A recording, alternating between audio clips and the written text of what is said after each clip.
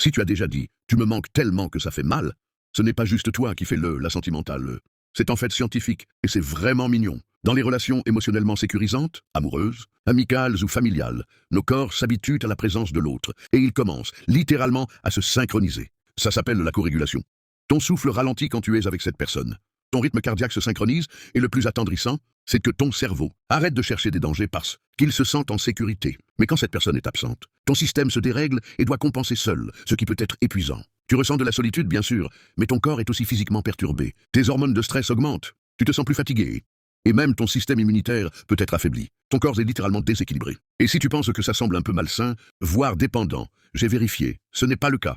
Ce phénomène est surtout présent dans les relations saines et sécurisantes, celles où ton corps a enfin appris qu'il pouvait baisser la garde. Donc oui, quand quelqu'un te manque, tu ressens l'absence de cette personne, mais aussi celle de ce que sa présence faisait à ton corps. Alors non, tu n'exagères pas quand tu dis « tu me manques tellement que ça fait mal ». Ton système nerveux s'est juste vraiment habitué à se sentir aimé et en sécurité. Et donc, on peut le dire une fois de plus, la science est mignonne. À méditer.